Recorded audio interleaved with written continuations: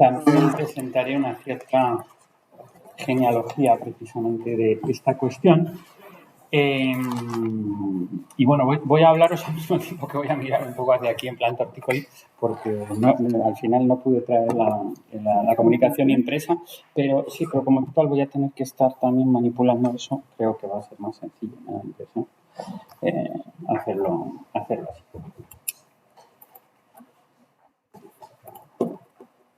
Now, it's hard to avoid stories like this one.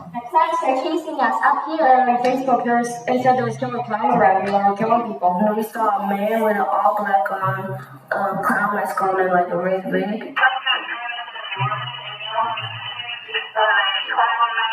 This wave of clown panic started in late August when police in South Carolina received reports about a suspicious character dressed as a clown who was trying to get children to follow them into the woods. Residents reportedly took matters into their own hands and began firing shots into the woods. We do know that it's striking fear among members of our public, and so we have patrols out in each of these areas, and wherever we think we might anticipate that person, we've added patrols to see if we can intercept the person in activity. And since then, police around the country have been inundated with complaints about clown sightings and prank calls falsely reporting sightings, and residents in some communities are asking if they're allowed to shoot clowns on site.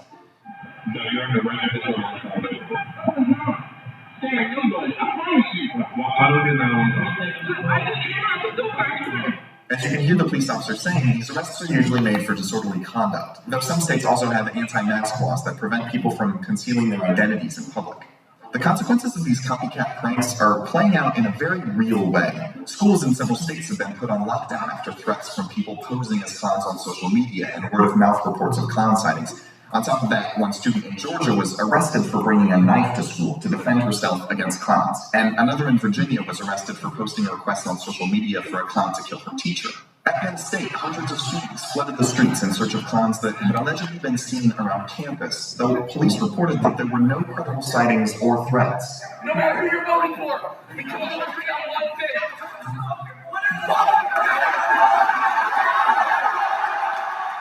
Turns out the clown backlash may be more dangerous than the pranksters themselves. At the end of September, a 16-year-old who was allegedly scaring neighborhood kids while wearing a clown mask was stabbed to death after a confrontation.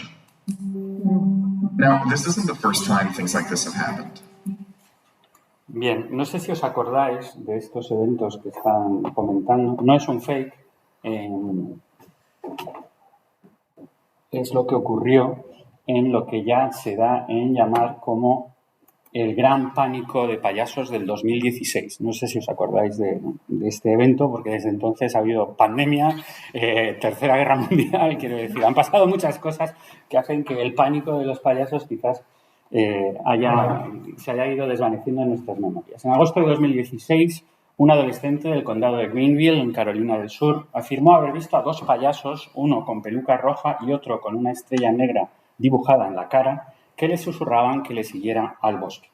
Otros residentes declararon entonces haber visto payasos deambulando por los lindes del bosque, donde al parecer viven, cerca de una cabaña junto a un estanque, con narices parpadeantes y portando luces láser verde e incluso machetes.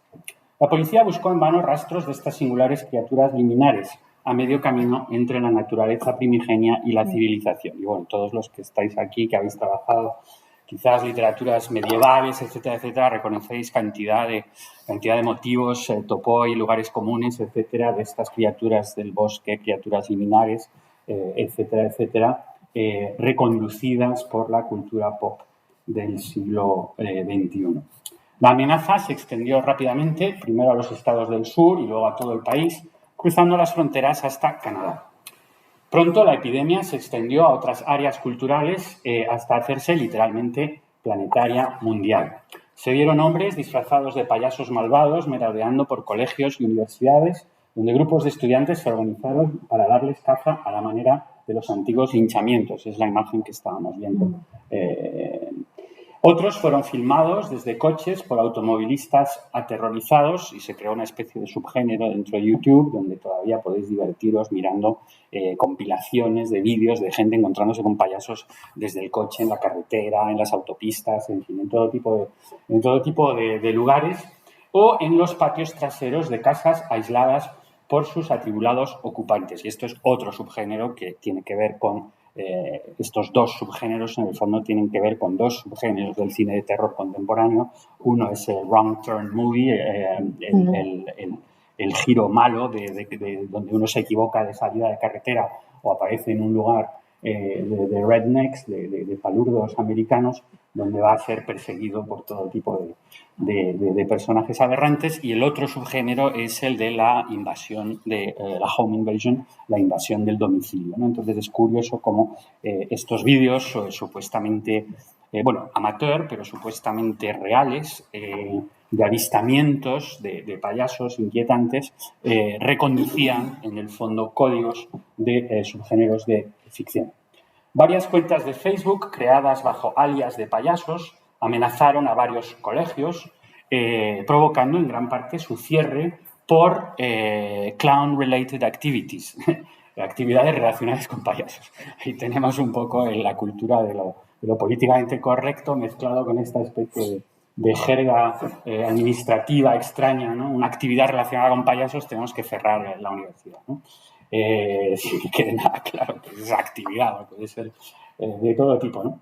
Lo que, como era de esperar, solo sirvió para aumentar la preocupación de los padres. Efectivamente, dicen, vamos a cerrar el colegio porque hay una relación con los payasos. Los padres recibían eso y decían, pero ¿qué está pasando, no? Rumores y bulos de todo tipo, como los payasos de Ciudad de México que supuestamente fueron tiroteados durante sus juergas asesinas, junto con algunas detenciones y raros incidentes trágicos, como los que evocaban, ¿no? Adolescentes con máscaras de payaso fueron apuñalados en Pensilvania y Berlín, mientras que un adolescente enmascarado apuñaló a una víctima en Suecia y 3 asaltantes disfrazados dispararon al dueño de la casa que estaban robando en Texas. Un portavoz de la Casa Blanca tuvo que mostrarse evasivo al respecto, diciendo que Estados Unidos no estaba bajo ataque de los payasos, lo cual era muy tranquilizante para los estadounidenses, saber que por lo menos no estaban atacados por los payasos. O sea, por muchas otras cosas, ¿no? Pero bueno, los payasos no, estamos bien, no, los payasos no quieren atacar a Estados Unidos. Y la famosa mascota Ronald McDonald de los McDonald's se vio obligada a suspender todas sus actividades y cito, debido al clima creado por las apariciones de payasos. O sea, que el pobre no pudo seguir con su agenda, que por otra parte Estados Unidos es muy dada a ir a centros a hospitales de niños y cosas así. Bueno, pues todo eso debió de paralizarse por ese clima. Ocurrieron muchas otras cosas muy surrealistas, a cada cual más. La Asociación de Defensa de los Payasos tuvo que decir que los payasos no eran congénitamente psicópatas, sino que era gente que quería ganarse la vida y que, por favor, les dejaran ejercer su profesión sin exponerse a que alguien les disparara en la cabeza en cuanto salieran de sus coches, etcétera, etcétera. O sea, tuvo que haber muchas aclaraciones en muchos medios en torno a esta cosa. Estas apariciones fueron el punto de inicio de mi investigación sobre el fenómeno de los payasos malévolos. Me tocó justo que estaba en sabático en ese momento y fue la ocasión perfecta justo cuando estaba ocurriendo para decir, bueno, ¿y esto realmente de qué está pasando, ¿no? Y la cual me llevó a trazar una historia cultural de lo que se denomina la coulrofobia, ¿no? Que es el pánico a los payasos, la fobia a los payasos. Y esto fue un libro publicado en el 2021, Payasos maléficos, en francés, Clown maléfique, y me dediqué a investigar un poco pues toda la genealogía de cómo habíamos llegado a ese punto, ¿no? De cómo el payaso, que supuestamente a mí todavía me hacían gracia de pequeño y ahora pues todas las encuestas es como el 70% de los niños tienen miedo a los payasos. Por lo cual los días de los payasos están contados. No sé si queríais reciclaros en la profesión de payasos, pero no es el momento. O sea, es un momento muy malo para eso porque realmente ya no suscitan esa risa simpática de los payasos de la tele que tenía mi generación cuando éramos pequeños. Ahora, payasos en la tele, tienes las líneas colapsadas de gente diciendo que ha tenido un trigger warning, que ha tenido un trauma, que no puede más con las imágenes que ha visto de los payasos de la tele. Entonces, realmente hemos pasado a una sociedad coulrófoba, una sociedad que tiene, por lo menos en el mundo anglosajón, donde más se producen estos fenómenos, masivamente está claro que la representación de los payasos es ahora algo más bien inquietante. Y entonces, pues bueno, en el libro lo que sí que quise era un poco ver de dónde venía esta historia, y si queréis después hablamos un poco más sobre esto. Porque hoy, para lo que iba a hablar, pues intenté precisamente pues relacionarlo con el tema del seminario, la cuestión de lo grotesco, y por ello trataré hoy más bien evocar muy someramente el paso específico de lo grotesco a lo siniestro, y retomando cosas que acaba de evocar Lourdes. Por cierto, muchas gracias por invitarme al seminario. Aquí por estar aquí. Empecé directamente con lo más sensacionalista para captar la atención de la gente, pero sí, muchas gracias por la invitación.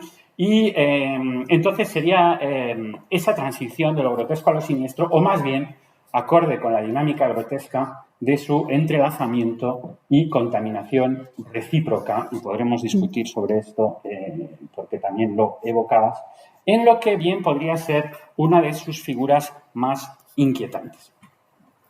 El payaso, como es bien sabido, tiene lazos consubstanciales con lo grotesco. Su compleja genealogía cruza constantemente hitos importantes de dicha categoría estética, y más específicamente con lo que Mikhail Bakhtin denomina el realismo grotesco, cuya filiación Bakhtin traza en su famoso estudio sobre Rabelais y la cultura popular desde la antigüedad hasta el Renacimiento. Así, respecto al payaso, y cito a Philippe Goudard en un artículo, Le clown poète du désordre, en su rama europea encontramos en la genealogía de dónde vienen los payasos cantidad de elementos desde la antigüedad hasta la era moderna. En su rama europea, pues, encontramos a Bromios, el turbulento, que es una de las manifestaciones de Dioniso, los sirvientes ociosos o transgresores de las comedias griegas de Aristófanes, las máscaras de los atelanes romanos y los siervos de las comedias de Plauto, los príncipes de los locos, les princes de fous, de las fiestas rituales de inversión carnavalescas, los bufones de corte, los jesters, figuras históricas, ¿no?, de bufones como L'Angely, Triboulet, Brusquet, en Inglaterra Archibald Armstrong, etc.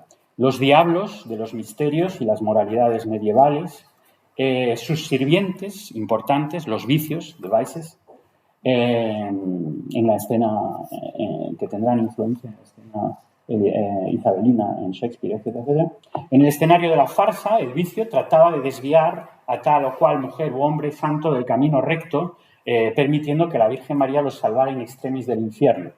El bufón de la corte, contratado por el príncipe, se le permitía hacer lo que quisiera siempre que divirtiera y halagara a los poderosos dentro de los estrictos límites concedidos por el poder. Bueno, reconocemos en este esquemático panorama elementos esenciales de la genealogía establecida por Bakhtin, siguiendo los pasos de Flögel, que es el primero que realmente hizo la historia de lo que él llamó lo grotesco cómico, Geschichte des groteske Komischen, de 1788, en el crepúsculo del siglo de las luces, así como su monumental historia de los bufones, Geschichte der Hofnarren, el año siguiente. Por desgracia, ninguno de ellos traducidos al español. Siguen siendo inmensos compendios, como se hacían en esas épocas, pues tanto para la figura del bufón como para la figura de lo grotesco cómico. Dieterich, a finales del 19, Pulcinella, Pompejanische Wandbilder und römische Satirspiele, sobre la antigüedad y la figura precisamente todo lo que tiene que ver con los sátiros y el imaginario de lo salvaje, etcétera, etcétera. Y luego Hermann Reich en su suma colosal, justamente dedicado al mimo, Der Mimus, de 1903, que tampoco está traducido. Y bueno, citaría aquí a Bakhtin rápidamente. La imaginería grotesca, es decir, el método de construcción de sus imágenes, es un tipo extremadamente antiguo. Lo encontramos en la mitología y en el arte arcaico de todos los pueblos, entre ellos, por supuesto, los griegos y los romanos del periodo preclásico. Durante el periodo clásico, lo grotesco no murió, dice Bakhtin, sino que fue expulsado de la esfera del arte oficial para vivir y desarrollarse en ciertos ámbitos bajos, todo lo que Bakhtin analiza de lo bajo corporal, etcétera, etcétera, no clásicos. El arte cómico plástico sobre todo a pequeña escala, las máscaras cómicas, los sileni, las figurillas de los demonios de la fertilidad, etcétera, etcétera. Y es ahí donde encontramos perfectamente el engarce con lo que es la genealogía del payaso. Es decir, que muchos de estos elementos son a la vez hitos de lo que es la historia de lo grotesco cómico o del realismo grotesco según Bakhtin, y al mismo tiempo son claves en la historia de lo que se convertirá el payaso, que recoge muchas de estas cosas, símbolos de la fertilidad también, por supuesto, todo el tema ultrafálico de este humor, etcétera, etcétera. El término inglés clown apareció hacia 1550, dando nombre a la figura y al artista cómicos, que ya eran una especie de síntesis del bufón, el vicio en el sentido de las moralidades, el personaje que encarnaba una especie de miñón del demonio, ¿no? que cómico, grotesco, burlesco, y del bufón cortesano también. O sea, el bufón antiguo y el bufón cortesano, que son dos figuras distintas, ¿no? Una es el ayornamiento, la actualización en las cortes renacentistas de lo que era la figura antigua. La etimología es aún hoy discutida en lo que es la etimología inglesa. Por una parte se dice que puede venir del latín colonus, el colono, el granjero, entonces con esa dimensión de lo que llamaríamos el palurdo que viene a la ciudad y no se entera de nada, etcétera, que sigue dando mucho juego en cantidad de... Borat es un poco la actualización, ¿no? Trasladándolo evidentemente a la República de... que ahora mismo no me acuerdo ¿cómo? Kazajistán, sí, que ha tenido un problema con los de Kazajistán. ¿Qué pasa con esto? Bien, entonces el latín colonus, ¿no? O el escandinavo clums, que dio en inglés clumsy, que es patoso, ¿no? Entonces es otra de las posibilidades, o incluso clod, el terrón de tierra que designaría los pies embarrados del campesino. Aquí siempre este imaginario de la oposición entre la ciudad y el campo, y que se le da también de textos clásicos romanos.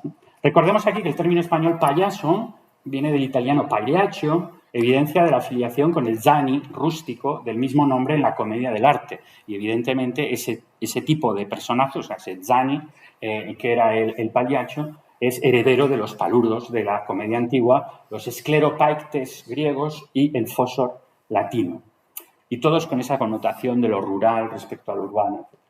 En ambas etimologías y tradiciones, pues, la oposición entre el urbanita y el campesino es esencial, heredada de las formas antiguas redescubiertas en el Renacimiento, pero también de la oposición entre una cultura urbana en plena expansión y una cultura popular sinónimo de todos los desórdenes. Habría que invocar aquí los análisis de Norbert Elias y de Bakhtin, en gran parte complementarios. Lo que estudia Norbert Elias sobre la civilización, o sea, la dinámica de la civilización y esa oposición cada vez creciente entre el urbanita civilizado y el salvaje, etcétera, etcétera, que ha condicionado, pues, la emergencia de la Europa moderna en gran parte.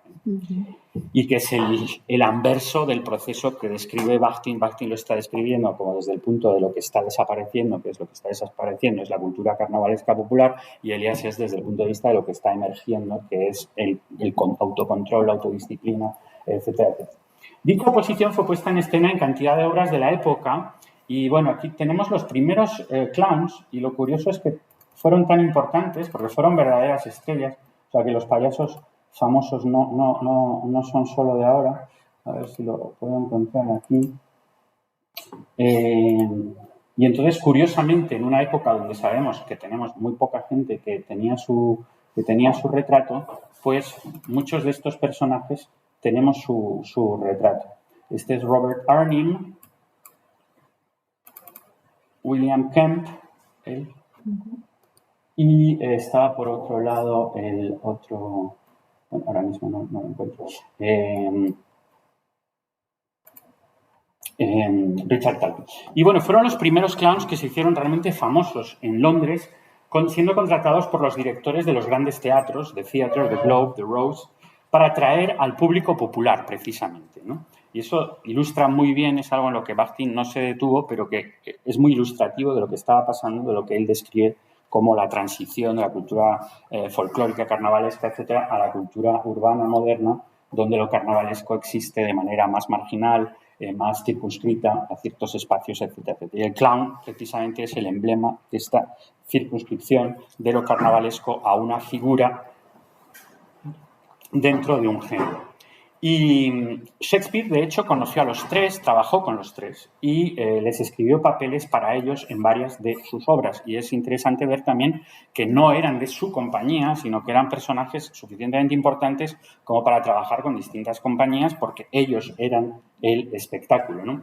Y además de los papeles que interpretaban en las obras, al final de las tragedias o comedias, los payasos disponían de un tiempo dedicado a la improvisación cómica con el público, el baile y la música, the jig, elementos directamente entroncados con el espíritu carnavalesco que animaba, según el archiconocido análisis bactiniano, la cultura popular. Y bueno, cito aquí rápidamente también otra vez a Bakhtin. En todos los grandes escritos del Renacimiento percibimos claramente la atmósfera carnavalesca, los vientos libres que soplan del mercado. Encontramos este elemento, dice, en la propia estructura de los escritos renacentistas y en la peculiar lógica de sus imágenes. Y alude rápidamente, de manera muy interesante, y ha sido muy estudiado desde entonces, dice, también nos ayudaría a descubrir el elemento carnavalesco esencial en la organización del drama de Shakespeare. No se trata solo de los motivos secundarios y bufonescos de sus obras. Ante todo, dice, esta creencia en la posibilidad de una salida completa del orden actual de esta vida determina el realismo intrépido y sobrio, aunque no cínico, de Shakespeare y su ausencia de dogmatismo. Esto es muy interesante, habría que relacionarlo con el principio de utopía de Ernst Bloch, etcétera, etcétera. Esta idea de lo carnavalesco como posibilidad utópica que Bakhtin contrapone muy claramente a lo que sería lo grotesco moderno. Este pasos de cambios y renovaciones radicales es la esencia de la conciencia del mundo de Shakespeare. Le hizo ver los grandes cambios epocales que se producían a su alrededor y, sin embargo, reconocer sus limitaciones. El drama de Shakespeare tiene muchos aspectos carnavalescos externos, imágenes del estrato material corporal inferior, obscenidades ambivalentes y escenas de banquetes populares. Bien, pues todo esto que está describiendo Bakhtin de Shakespeare es precisamente lo que vehicula la figura del clown dentro de su obra y dentro de la obra de sus contemporáneos que exploraban los mismos elementos. En la comedia española, el gracioso también heredó elementos carnavalescos, aunque Bakhtin lo ignore en su panorama, remitiéndose más bien al Quijote. O sea, Bakhtin habla de las tres grandes figuras del Renacimiento como tres grandes figuras de lo carnavalesco, que son Rabelais, Shakespeare y Cervantes. Pero, curiosamente, Cervantes fue uno de los que anunció el personaje del gracioso, aunque no se le asocia tanto, se asocia más con Lope de Vega, etc. Pero ya en La Gran Sultana, en la comedia de Cervantes de La Gran Sultana, aparece un personaje, aunque no tiene ya todos los rasgos de lo que es el gracioso, y por otra parte sí que es cierto que el gracioso español nunca llegó a ser exactamente como el clown. Dentro de la obra de Shakespeare, de hecho, hay distintas figuras cómicas que se podrían parecer al gracioso, pero la especificidad del clown no es algo que encontramos exactamente igual. Más importante para la afiliación del payaso moderno fue, sin embargo, la comedia del arte, que Bakhtin alude simplemente en una frase como un vector esencial de la supervivencia del realismo grotesco tras la ostracización de la cultura carnavalesca popular en los estados de la primera modernidad. Y aquí es interesante ver que efectivamente la comedia fue uno de estos elementos de supervivencia de lo carnavalesco a lo largo de los siglos XVII, XVIII y que fue un poco pues la permanencia, ¿no? Aunque empieza antes en el Renacimiento italiano, pero bueno, su gran triunfo, digamos, en los teatros europeos es más bien ulterior. Y cito a Bakhtin, dice: el contenido del elemento carnavalesco grotesco, sus fuerzas artísticas, heurísticas y unificadoras se conservaron en sus manifestaciones esenciales durante los siglos XVII y XVIII, y dice en la comedia del arte, que mantuvo un estrecho vínculo con su origen carnavalesco. Y resulta muy significativo, que es otro elemento que Bakhtin no evoca, pero que las primeras teorizaciones modernas sobre lo grotesco surjan precisamente en torno a la polémica en Alemania de la figura triunfante de Arlequín. Hubo todo un follón sobre Arlequín porque se había convertido en un gran personaje popular del teatro, etcétera, etcétera, y había logrado pasar del teatro de feria al teatro burgués naciente. Y entonces ahí se montó pues la típica querella de la época neoclásica de a ver qué hacemos con este tío, ¿no? ¿Qué hacemos con Arlequín? Y que se está viniendo arriba realmente, eso es literalmente, ¿no? De repente tenemos arlequinos por todos los lados y esto no puede ser. En la segunda mitad del siglo XVIII se produjo un cambio esencial en la literatura, así como en el campo del pensamiento estético. Estoy citando aquí, ya no sé ni a quién. Es alguien que analiza esta cuestión. Dice, estalló en una polémica literaria en torno al personaje de Arlequín, participante constante en todas las representaciones dramáticas de la época, incluso las serias. Gottsched y los demás clasicistas exigieron la expulsión de este personaje de la escena seria y respetable y lo consiguieron durante un tiempo.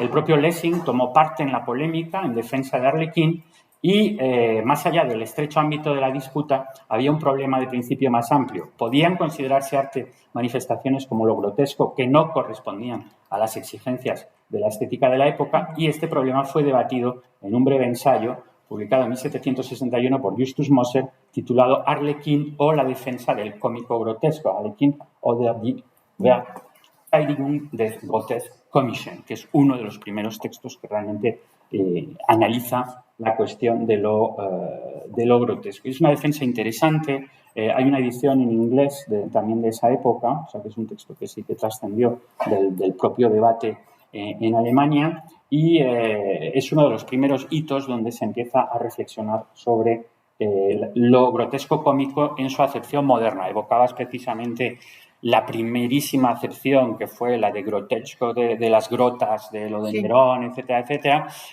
pero el cambio de esa acepción renacentista a la acepción moderna, que es lo grotesco cómico, que asociamos pues más con el payaso, que asociamos más con los otros elementos carnavalescos, etcétera, etcétera. Y la defensa de Moser es interesante, no voy a entrar mucho en los detalles, pero sí que es interesante porque especifica y funciona muy bien con el esquema de Bakhtin, porque Moser lo que sí que se ha dado cuenta es que la cuestión de Arlequino es que tiene su propia coherencia, y el mundo de Arlequino tiene su coherencia, y el mundo de lo grotesco tiene su coherencia. Entonces, la defensa de la figura de Arlequín es en el fondo la defensa de ese microcosmos, de esa coherencia que no obedece a los mismos criterios de la estética de lo bello o de lo sublime, y ahí empezamos a tener todo el tema importante de la relativización de la belleza, que va a ser el gran vector por donde se va a colar el romanticismo, de decir, no existe una belleza, sino que existe una pluralidad de bellezas, etcétera, etcétera. Entonces, el texto de Moser es interesante porque no solo se inserta en esta defensa de lo que sería el legado de la comedia del arte y, por lo tanto, de la tradición carnavalesca popular, sino porque abre las puertas, así como muchos otros en ese mismo momento, pero está abriendo las puertas a la estética moderna, que ya no será prescriptiva en torno a un modelo único, etcétera, etcétera. Bien. Y curiosamente, una vez más, para volver a la filiación del payaso, que es que está siempre relacionada en el fondo con lo que está pasando con lo grotesco, y es que la transposición en Inglaterra de la comedia del arte dio lugar a un subgénero que se llamó The Harlequinade, la arlequinada, donde se empezó justamente a utilizar clown como nombre de un personaje. El clown, que antes era algo más genérico, de repente se convierte en un personaje. Este personaje, siguiendo fiel a la lógica de los arquetipos de la comedia, que son los Dani, ¿no? Las grandes figuras, Pantaleón, etcétera, etcétera, pues aquí clown es el criado de Pantaloon, que vemos cómo va viniendo hasta pantalón, ¿no? Que de ahí viene nuestro pantalón y hace de nosotros unos pantalones, aunque no lo sepamos o no lo queramos. Y es el criado de este personaje, vestido con andrajosos atuendos de sirviente y más próximo al idiota cómico que al bufón cínico, inteligente, etcétera, etcétera, que podía aparecer anteriormente. Y fue en el contexto de este subgénero, de la arlequinada, donde Joseph Grimaldi operó la mutación decisiva de la figura en torno a 1800, gracias en gran parte a una pantomima que se llamaba Peter Wilkins or Harlequin in the Flying World, de Charles Dibdin, convirtiéndola en el eje central del espectáculo, o sea que he stole the show, como dicen los ingleses, robó el espectáculo, se convirtió en el personaje más importante, así como en auténtico agente del caos, gastando bromas pesadas y caricaturescas a policías, soldados, comerciantes y transeúntes, haciendo tropezar a la gente con mantequilla y aplastando bebés. Cito a Andrew Crowther en un estudio sobre Clown and Harlequin. Y lo de aplastando bebés empieza el rollo mal rollento al que tendremos que llegar. No sé cómo voy yendo de tiempo, la verdad, pero me para si me... En claro contraste con un Arlequín cada vez más domesticado, melancólico y romántico. Entonces, las dos figuras que antes eran como parejas, porque Arlequín era un personaje inquietante, payaseril, pues en el fondo Arlequín se va volviendo un poquito lo que va a pasar con Pierrot también, ¿no? Una figura así más próxima precisamente a una estética burguesa. También fue Grimaldi quien introdujo al clown en lo que sería el circo moderno.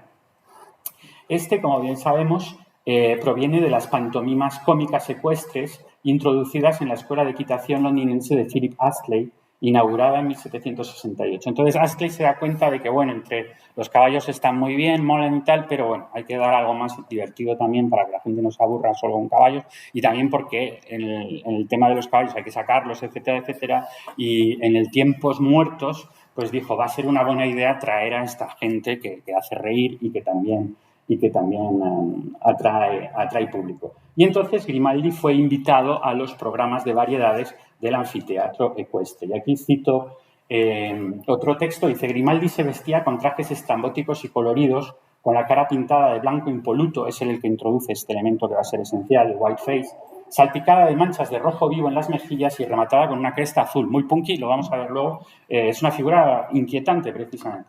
Era un maestro de la comedia física, saltaba por los aires, se ponía de cabeza, luchaba contra sí mismo en divertidísimos puñetazos que hacían rodar al público por los pasillos, así como de la sátira. De hecho, esto de darse golpes a sí mismo es algo que encontraremos mucho en el cine burlesco, etc. Así como de la sátira que ridiculizaba las absurdas modas de la época y también de las imitaciones cómicas. Era un gran imitador, pues como toda esta tradición que sigue hasta nuestros días, como Carrey, etcétera. Y de las canciones subidas de tono, es decir, totalmente obscenas, porque en aquella época se subió de tonos obscenos seguro. Entonces, al mismo tiempo que el espectáculo de Astley cambió a el de circo. Los espectáculos ecuestres son los ancestros del circo realmente. En 1784, Charles Hughes y Charles Dibdin, el de la pantomima que cité, bautizaron su anfiteatro londinense con el nombre de Royal Circus, seguidos por Franconi en 1804 en París con el Théâtre du Cirque Olympique. Fue en la parte inferior de un cartel de Grimaldi donde se imprimieron por primera vez las palabras payaso en el circo. Y este sí que lo tengo. A ver si os lo puedo enseñar.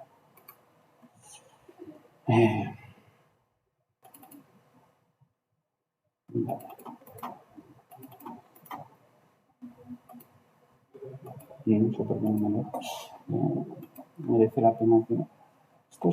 creo que tengo que dar al control. Sí. Pero aquí. Con este, sí, claro. No, claro. Estoy dando al otro. Bien, este es Grimaldi. Veis que es un rollo un poquito punky. Ahora se habla mucho de los psycho clowns, ¿no? De los psicoclowns. Pues aquí tengo Leo Bassi, etcétera, etcétera. Pero lo gracioso es que eso es una tradición puramente payaseril. O sea, realmente los payasos eran eso, ¿no? Luego se convirtió en una figura como mucho más domesticada y mucho más predecible, pero cuando Grimaldi aparecía así vestido, la gente flipaba porque realmente nadie había visto esto antes, así. O sea, una cosa... Y realmente introduce la cresta. O sea, es muy curioso porque ese elemento que luego se dice que los punkis retoman del rollo mohawk y tal y cual, indio, pero curiosamente... Bueno, en aquella época sí que había influencia de los indios, por supuesto, amerindios. Y yo creo que de ahí viene Grimaldi, pero eso tendría que ser otra comunicación para alguien mucho más especialista en Grimaldi. Pero aquí lo vemos, Mr. Grimaldi as clown. O sea, es la primera vez que aparece este cartel, ¿no? Y...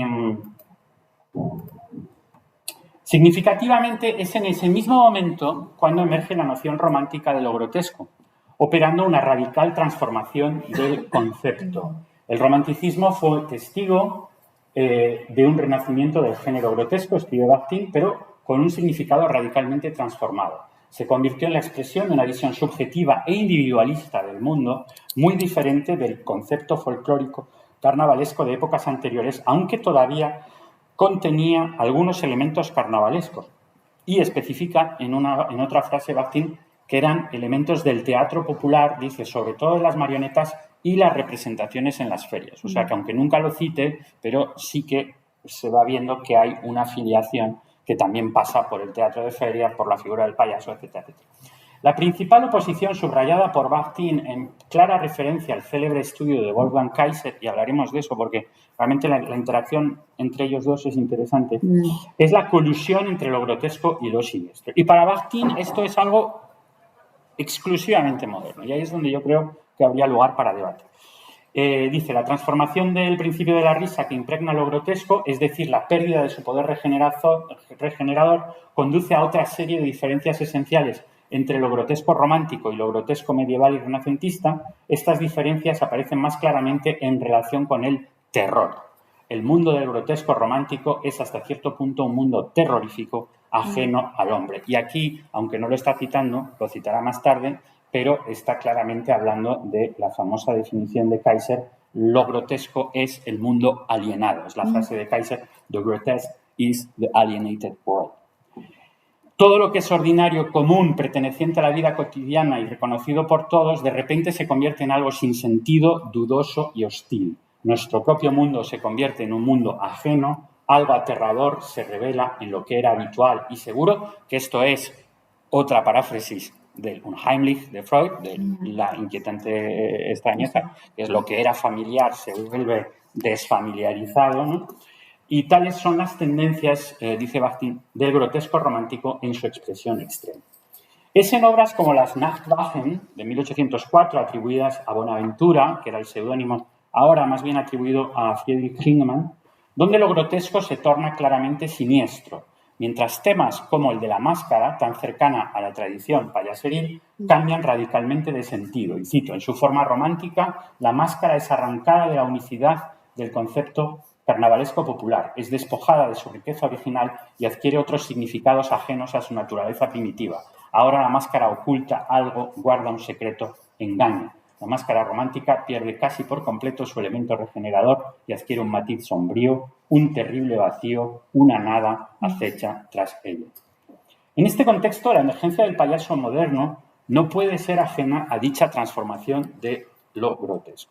Y creo que es significativo que el propio Grimaldi se erija en emblema del aislamiento romántico y la alienación trágica, encarnada en su lema apócrifo. Dijo, se le atribuye a Grimaldi la frase: soy oscuro todo el día, pero te hago reír de noche. Evidentemente esto es un juego de palabras en inglés, jugando con la homofonía onomástica y el oxímoron. I am grim all day. Grimaldi, grim all day. I am grim all day. O sea, yo estoy de bajón todo el día y por la noche te hago reír, ¿no? Entonces ahí empieza el gran tema de lo que va a ser el payaso chungo, trágico, romántico, etcétera, etcétera, que sufre por dentro y los demás se ríen y entonces, pues bueno. Una anécdota que se hizo viral cuenta que este auténtico pionero instauró el whiteface, o sea, durante 70 años los payasos van a ser con cara blanca. Luego aparecerá el Augusto, que es el que nosotros pensamos cuando pensamos en un payaso, que es el Augusto, nariz roja, tal y cual. Pero inicialmente el payaso va a ser como Grimaldi, sin la cresta azul, pero con el whiteface. Y fue a ver, entonces, Grimaldi, ¿no? Supuestamente había ido a ver a un famoso cirujano, porque en aquella época los médicos eran cirujanos, lo cual era muy inquietante también. Fue a ver a un famoso cirujano para curarse de su melancolía, gran tema, evidentemente también.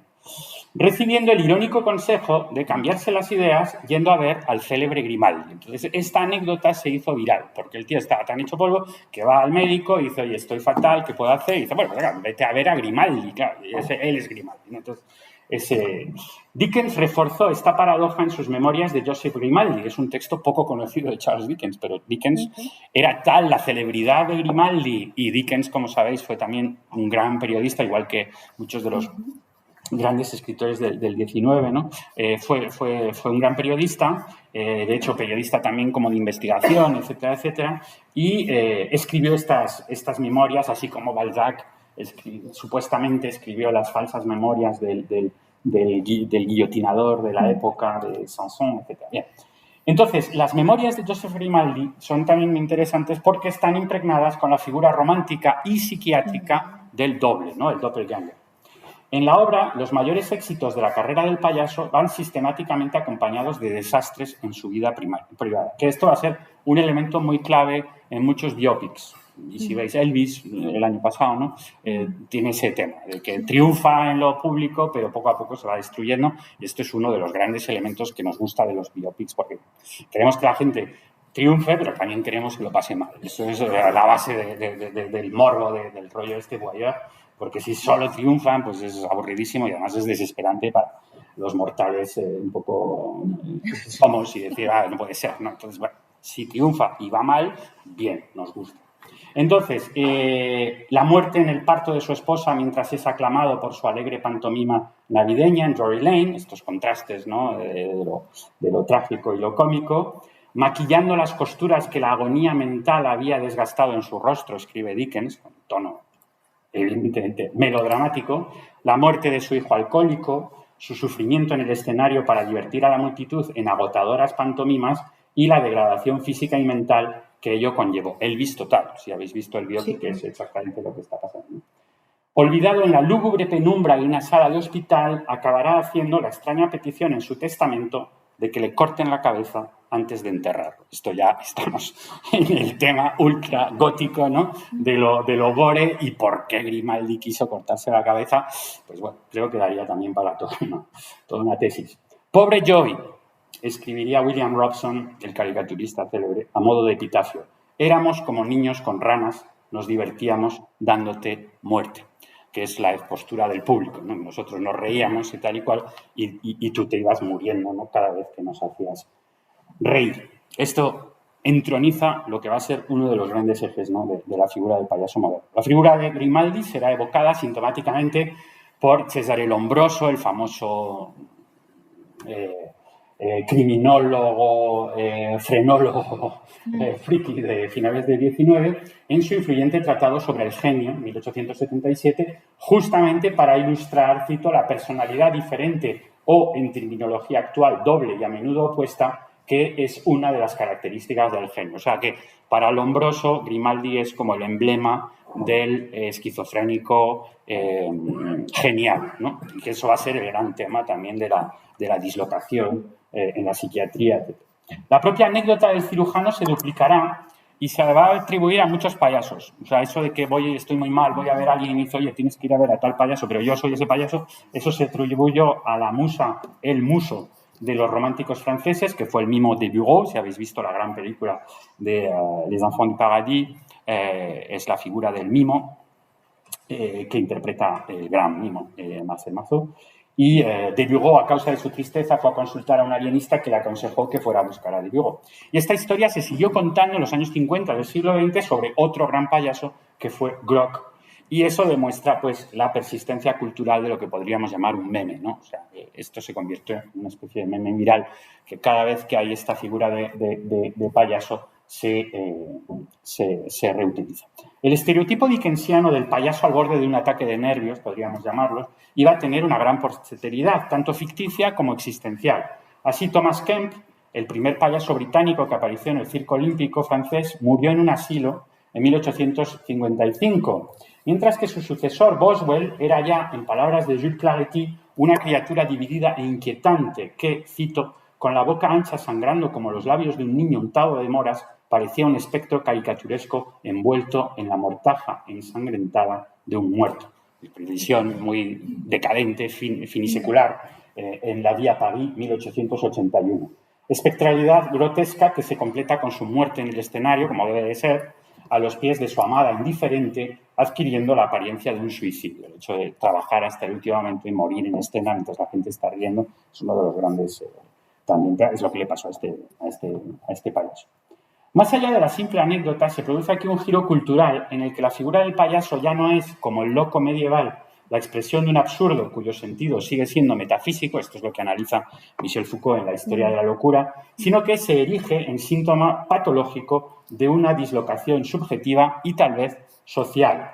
En los templos modernos del circo, cito a Sophie Bach, el payaso, poseído como el actor primitivo, encarna un intermediario burlón y sarcástico. Como el antiguo tragediógrafo, el payaso se pone una máscara grotesca que se le pega a la piel. La idea de la disociación entre la realidad y lo ficticio, entre la persona y el personaje, etcétera, etcétera, ¿no? Los hermanos Goncourt dramatizaron este desdoblamiento en su novela circense Les Frères Zingano, también muy finisecular, muy con todos estos temas, cuyo capítulo 31 tiene por título una afirmación clave para la comprensión de nuestro tema: sinistre est devenu la clownerie anglaise. La payasería inglesa se ha vuelto siniestra. Y es verdad que los franceses tuvieron una obsesión total con el humor inglés, y de hecho sigue hasta nuestros días. El humor inglés sigue con esa idiosincrasia muy extraña, ¿no? Y que ya estaba claramente afirmada en la gran tradición de la pantomima inglesa del siglo XIX, que tuvo mucho éxito en Francia y que contrastaba mucho con lo que era el humor más bien tipo vaudeville francés, y que tenía un punto de locura, que es lo que evocaba Baudelaire en De l'essence du rire, cuando vio también a los ingleses, es lo que evocarán muchos de estos escritores totalmente flipados con lo que estaban haciendo los ingleses, que por las descripciones que tenemos, porque evidentemente todavía no existía el cine y no tenemos grabaciones, pero tenemos descripciones muy delirantes de lo que ocurría en las pantomimas. Bien, y entonces, una vez que hemos visto este tema, ¿no?, del payaso trágico, etcétera, es de extrañar entonces que el sufrimiento del payaso torturado se convierta en odio, es decir, que tenemos estos payasos sumamente torturados. Entonces, de ahí vamos a dar paso a otra figura, que es precisamente la figura del payaso malévolo. Resulta sintomático que los tres grandes teóricos franceses de lo grotesco romántico, que citabas, Victor Hugo, Théophile Gautier y Charles Baudelaire, evoquen en distintos modos la figura moderna del payaso malévolo, que constituirá una de sus máximas ilustraciones. Dans la pensée des modernes, le grotesque a un rôle immense. Il y est partout. D'une part, il crée le difforme et l'horrible, de l'autre, le comique et le bouffon. En el pensamiento de los modernos, lo grotesco juega un papel inmenso, está en todas partes. Por un lado, crea lo deforme y lo horrible, por otro, lo cómico y lo bufonesco. Escribe Victor Hugo en su célebre prefacio a su drama Cromwell, 1827, que constituye el auténtico manifiesto del romanticismo francés, así como la apología más radical de lo grotesco publicada hasta la fecha. Eliseva Rosen, que citabas antes, precisamente dice, como expresión de la modernidad estética y sinónimo del arte romántico, al que dota de un contenido concreto, lo grotesco se convierte en la piedra de toque de una comprensión global del campo de la producción artística. Tal concepción procede de una inversión radical de perspectivas. Lo que el orden neoclásico relegara a los márgenes o condenara al olvido se propone ahora como fundamento de una nueva hegemonía estética. Y es verdad que es en el romanticismo francés, aunque es un romanticismo, como sabemos, sumamente tardío respecto al romanticismo alemán y el romanticismo inglés, pero es el que más hereda lo que habían sido los planteamientos iniciales que citaba antes Moser, etcétera, de lo grotesco en la reflexión de los alemanes. Menos de los ingleses lo tendrán un poco después con Ruskin, con un texto muy interesante sobre Venecia y sobre los pintores modernos, etcétera, etcétera. Pero el caso es que lo grotesco realmente es en Francia donde va a ser como la piedra de toque, y eso es en gran parte el impacto enorme de este prefacio y de un texto menos estudiado, pero sumamente interesante, más tardío, de Hugo, que es su reflexión sobre Shakespeare, que ya no tiene el impacto histórico que tuvo la prefacio a Cromwell, que fue un manifiesto estético, pero que en el fondo sí que ahonda mucho más aún en la cuestión de lo grotesco y lo vais a ver, creo. Toma ¿no? claramente partido por Shakespeare en relación a Racine. Dice, no, Shakespeare, sí, claro. Y eso condiciona la evolución posterior.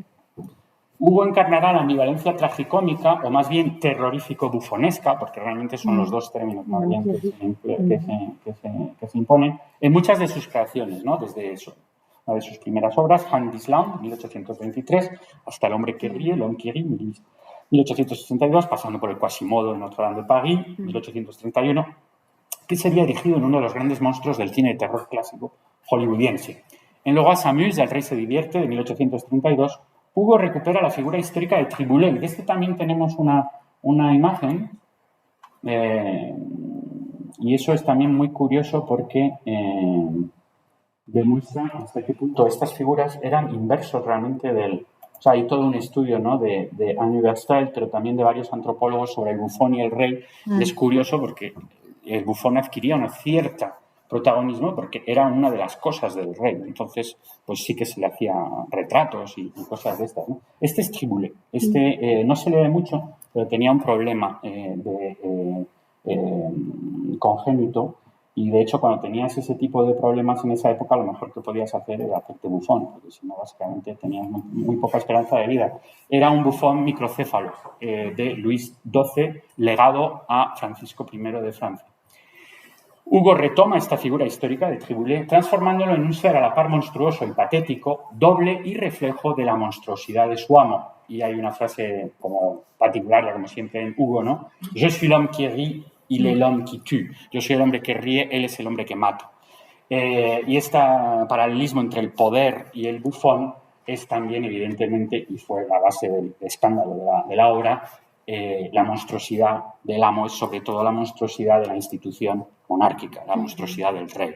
El rey como monstruo, que era lo que había dicho Saint-Just cuando pidió la cabeza del rey, diciendo que un rey es un monstruo, ¿no? Porque es un ser humano que se pone fuera del contrato social.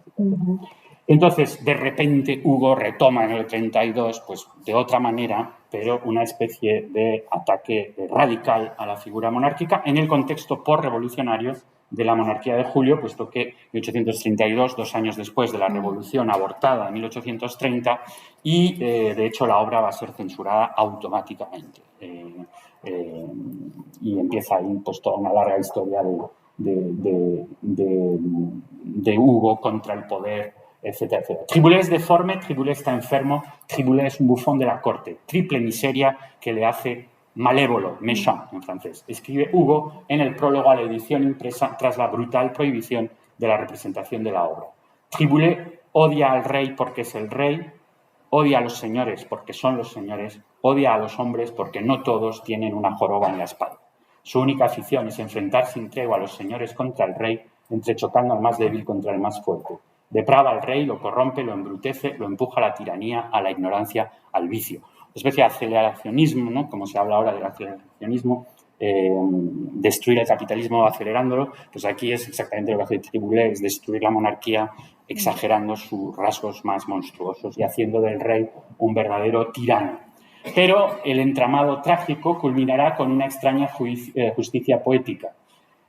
El mismo rey a quien Triboulet insta a raptar a cuanta mujer le plazca en el reino le robará su hija a Triboulet y luego, una vez seducida y perdida, tenderá una trampa para vengarla, o sea, una trampa al rey para vengarla y será su hija quien caiga en ella. Quiere asesinar al rey para vengar a su hija, es a su hija a quien asesina, resume Hugo.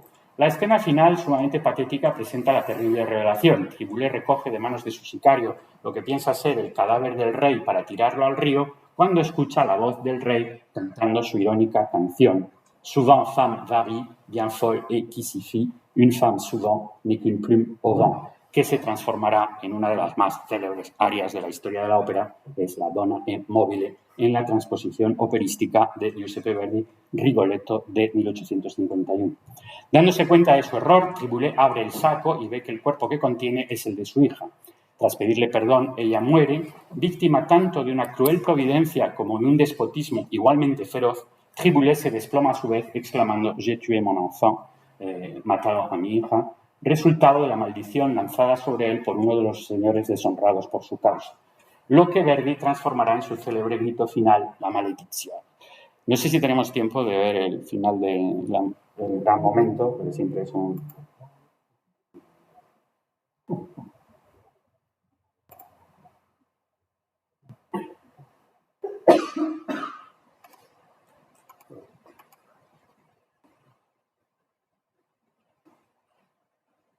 Bien, preparados para un momento de cine romántico.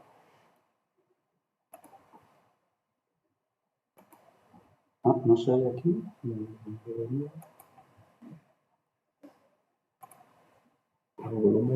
El volumen. Abajo, eso es.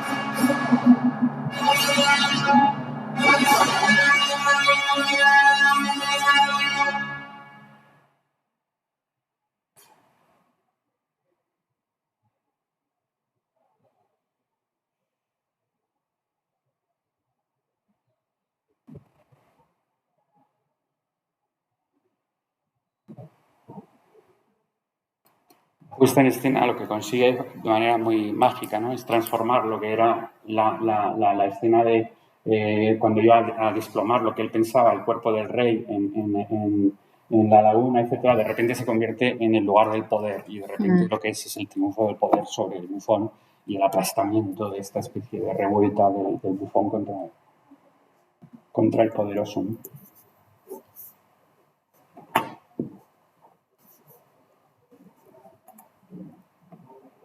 Edgar Allan Poe radicalizará el motivo grotesco terrorífico del bufón en uno de sus cuentos más directamente hugolianos, Hop Frog, 1849, donde el personaje epónimo, claro descendiente de Triboulet, se venga monstruosamente de los aristócratas que se han burlado de su amada.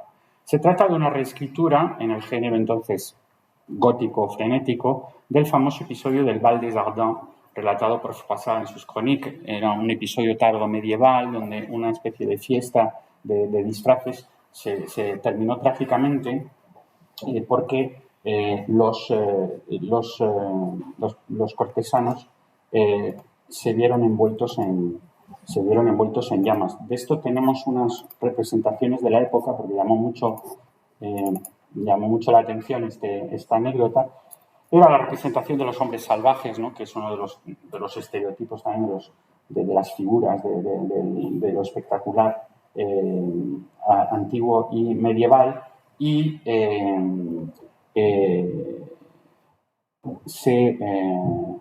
repente, pues eso, se llenan llamas. Aquí tenemos una representación más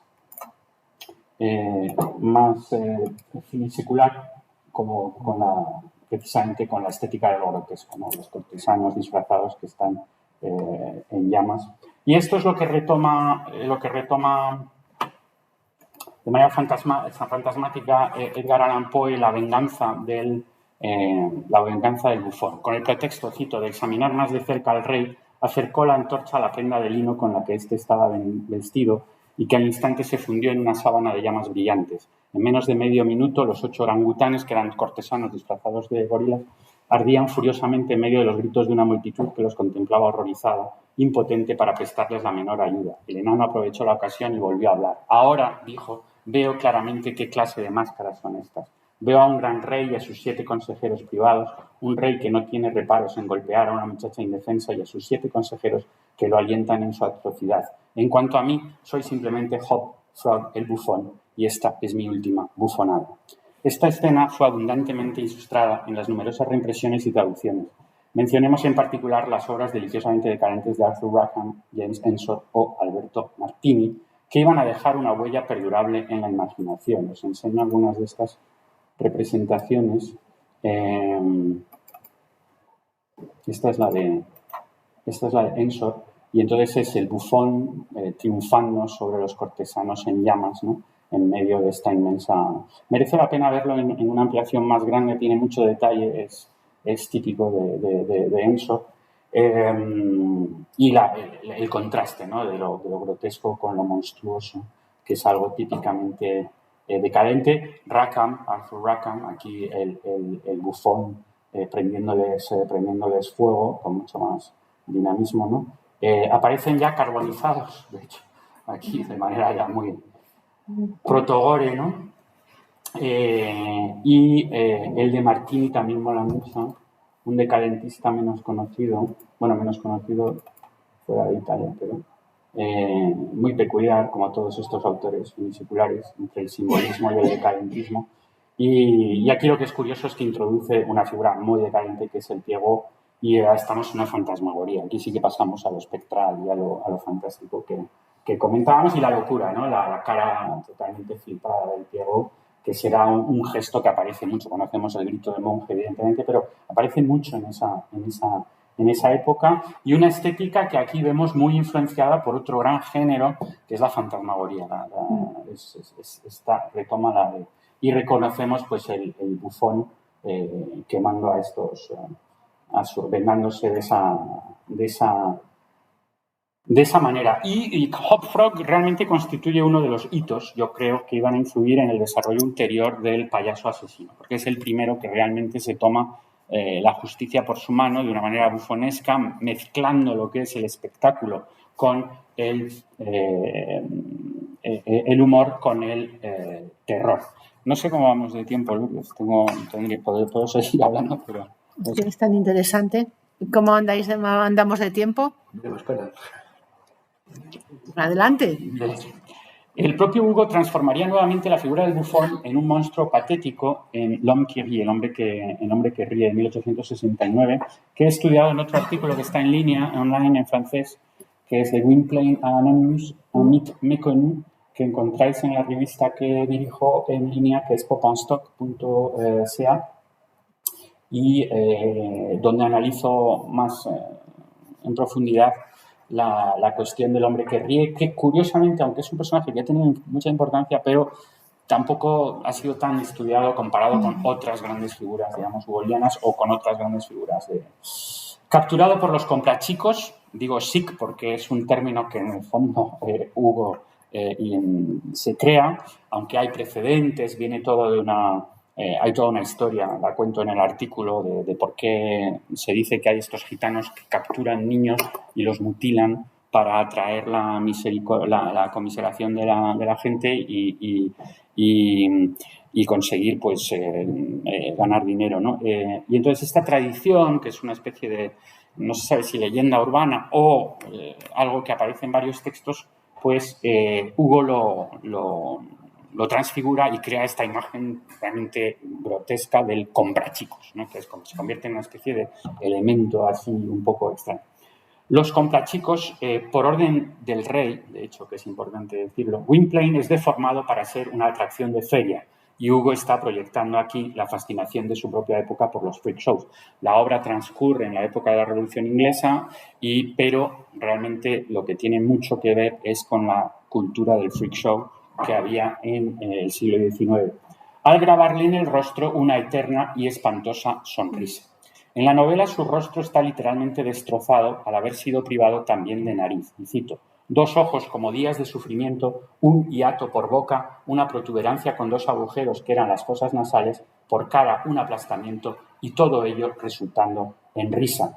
Algo que el cine reducirá a una simple sonrisa congelada, retrocediendo ante la expresión de lo grotesco hugoliano. Sin embargo, en los ilustradores sí que es interesante, por ejemplo, aquí en esta figura de L'Homme qui rit, no sé si lo veis desde el fondo, pero la figura sí que es una figura mucho más grotesca.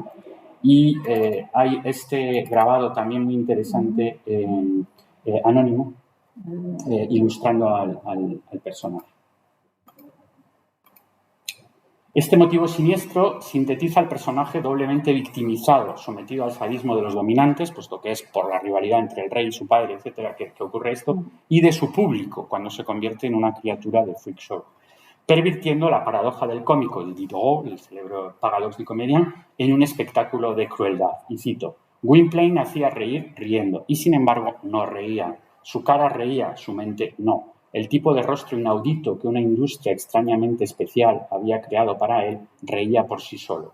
Era una risa automática y tanto más irresistible cuanto que estaba petrificada. Nadie podía escapar a este rictus. Y no sé si habéis visto la peli de terror ahora, hace 2 meses o 3, Smile, pero que es curioso que la gente muere con esta especie de sonrisa contagiosa que es irrepresible tener la sonrisa cuando ves la sonrisa, etcétera, etcétera.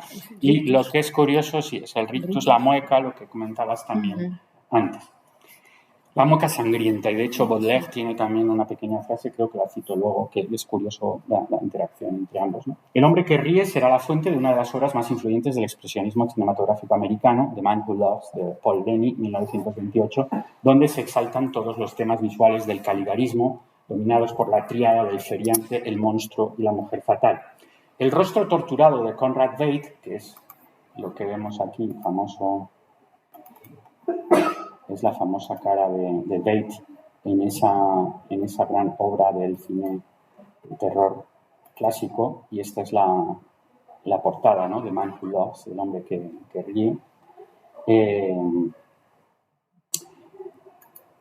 El rostro torturado de Conrad Veidt inspiraría, como es bien sabido, la figura definitiva del payaso psicópata pop por antonomasia, que es el Joker.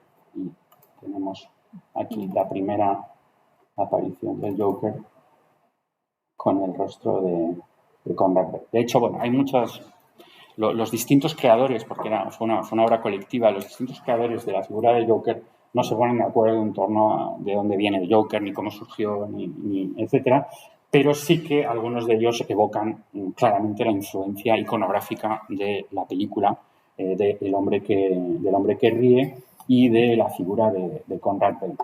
Y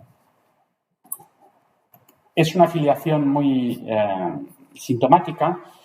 Joker, como es bien sabido, es la sombra y el doble de Batman desde su primera introducción en su propia serie, la serie de Batman.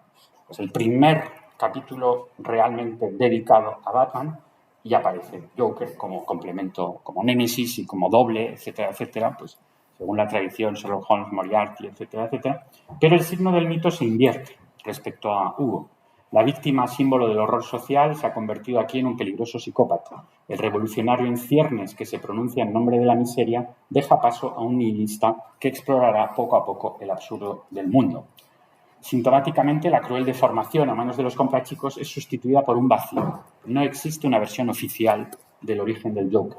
Y no será hasta 11 años más tarde cuando haya un primer intento en el Detective Comics 168 de febrero del 51 que lo explique su rictus y su forma de ser por la caída en un cuenco de ácido de un químico perseguido por el Caballero Oscuro. Y aquí tenéis exactamente el momento en el que se nos cuenta esta historia del Joker, que es esta.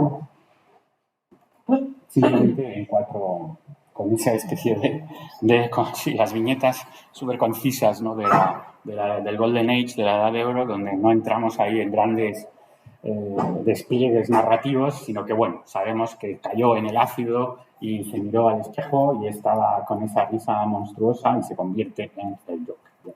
Esa es la primera origin story, la primera historia de los orígenes que se dará, y desde entonces no ha parado de cambiar. Cada nuevo autor le da un origen distinto. Lo que es interesante es que en el fondo hay un vacío esencial en el origen de ese rictus. Iconográficamente el origen es Conrad Veidt y el origen es Victor Hugo, pero eso es justamente lo que nunca se explora en la historia del Joker. Posteriormente, diversas explicaciones tratarán de encontrar un origen para el abismo infernal, que es la risa del Joker, que inevitablemente se reduce a tratar de dar sentido a la locura que encarna. Habría que evocar otras figuras importantes de la rica genealogía de payasos malévolos. En el libro hablo sobre todo de la gran tradición de los Pierrots asesinos. La figura de Pierrot, curiosamente, lunar, etcétera, etcétera, enamorado y tal, pero en realidad en el siglo XIX se convierte en un peligroso maníaco esto pues, fue estudiado, entre otros, por Jean de Palacio, etcétera, pero sí que es muy interesante ver cómo el primer payaso asesino, e incluso asesino serial, es primero Pierrot. Y los Pierrots asesinos fueron evocados por vez primera por Théophile Gautier en un texto que es Shakespeare mal escrito, de hecho, probablemente un error de imprenta. Shakespeare o Funambule. Funambule era uno de estos teatros burlescos, pantomimas, etcétera, etcétera, y él empieza con esta declaración de intenciones como muy polémica, que es Shakespeare en un teatro de estos, que es como si ahora dijéramos Shakespeare en una de estas telerealidades basura, ¿no? O sea, ahora mismo no sé ni siquiera cuáles están pero siempre hay un montón. La Isla de las Tentaciones. Es como si dice Shakespeare en la Isla de las Tentaciones, ¿no? O sea, como celebrando la aparición de una genialidad en algo que en ese momento está constituido como algo realmente trash, ¿no? Basura. Entonces, este texto lo escribe 2 años antes de escribir Le Grotesque, que es lo que evocabas tú antes, que es una gran antología dedicada a poetas barrocos, extraños, libertinos, franceses, etcétera, etcétera, utilizando el término de los grotescos. Son ellos los que prepararán a lo largo de la larga fin de siècle el futuro advenimiento de los payasos más claramente psicópatas. Y ya estamos llegando al final, si ya estáis un poco cansados de todo este tema.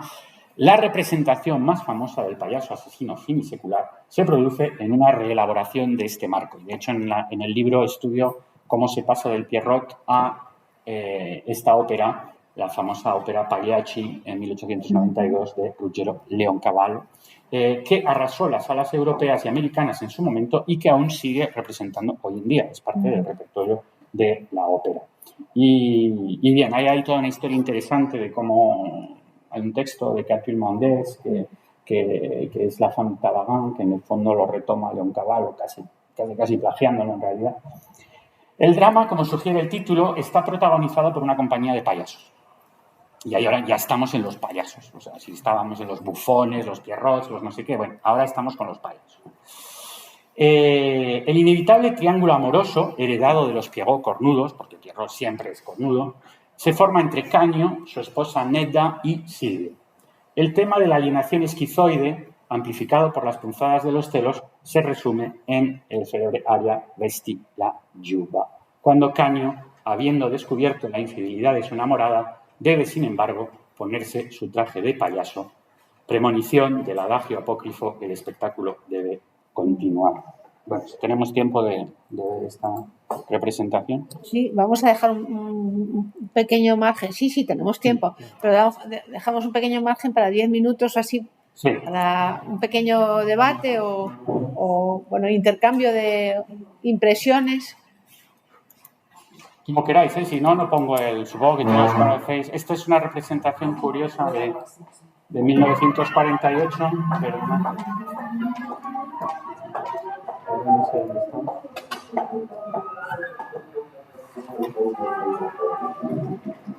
Si os gusta la obra, recomiendo esta.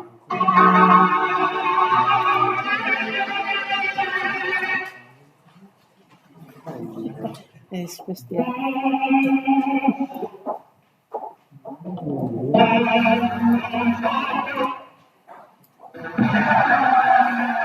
Lo grotesco total, otro personaje que sí encarna lo grotesco.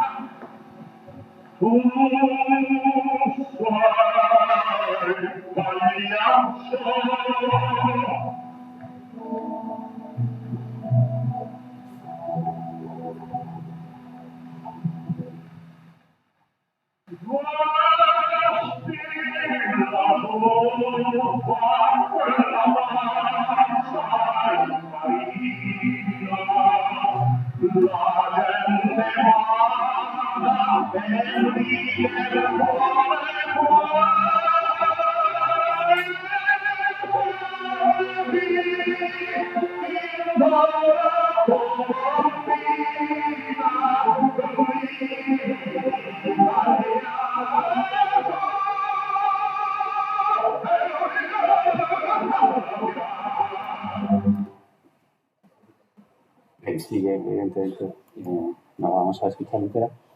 Toca, mientras deliro, no sé lo que digo ni lo que hago y sin embargo debes esforzarte. No eres un hombre, eres payaso, ponte la chaqueta, enharínate la cara, el público paga y quiere reír. Y si Arlequín te roba a Colombín, ríete, payaso, y todos aplaudirán.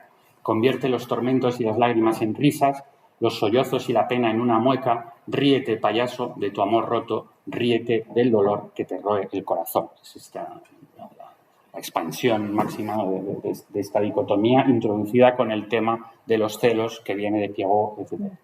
Se trata de una fusión entre la relectura trágica que Rivière, en un texto sobre un Pierrot asesino, hace del tema barroco del Theatrum Vitae, el teatro de la vida, en su Pierrot, y la paradoja del cómico en su variante payaso.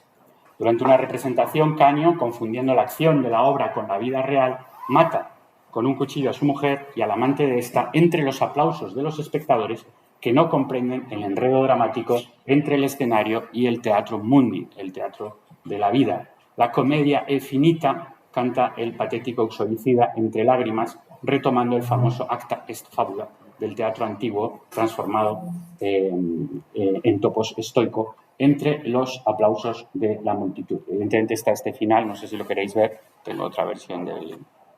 No sé si queréis ver el final colosal del payaso asesino, realmente el primer gran payaso asesino.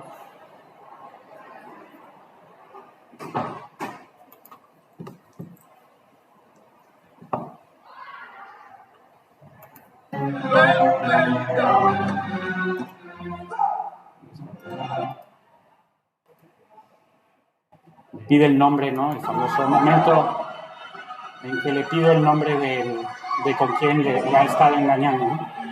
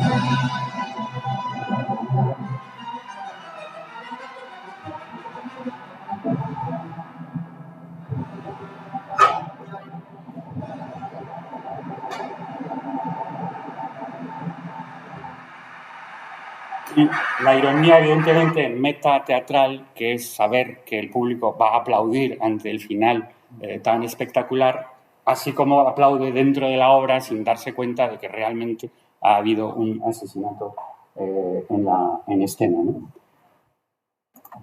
El hecho de que Caño sea representado inicialmente como Pierrot, como demuestra el disfraz de Signorini en una postal de la época, tenemos aquí una de las primeras imágenes de la representación, es un Pierrot, en realidad, en el primer Pagliacci, ¿no?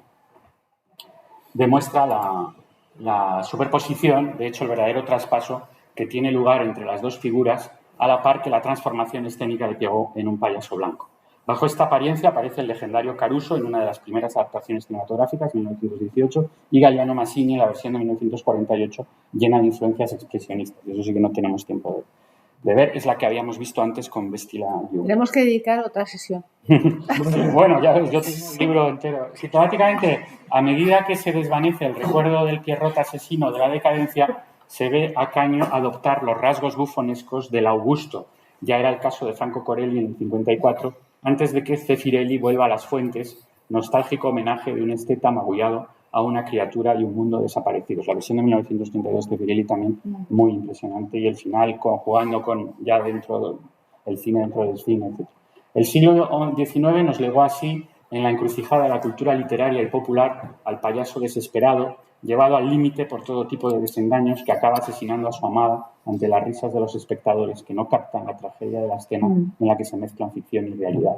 Convertido bajo la influencia de su hermano Piego en homicida, el payaso malévolo será capaz de librarse del triángulo edípico en el que se encontraba, pasando resueltamente de Eros a Tánatos y encarnando de forma cada vez más inquietante una pulsión de muerte maníaca que no cesa de perturbar el orden de nuestras representaciones. Y a ver si me sale bien esto. Sí, efectivamente. Y aquí reconocéis a tres de las grandes figuras de los payasos asesinos del cine reciente y la televisión.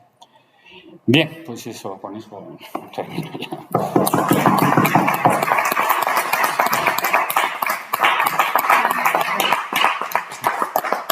Muchísimas gracias, Antonio. Ha sido un recorrido absolutamente apasionante, que bueno, nos ha descubierto un montón de cosas y nos provoca el deseo de saber mucho más y de seguir escuchándote. Así que el seminario está abierto para cuantas veces bueno, pues te prestes a ello. Y bueno, pues yo creo que quizá ahora tenemos 10 minutos para hacer un pequeño intercambio. Seguro que tenéis cosas que decir. No os habéis quedado sin voz. Quand même.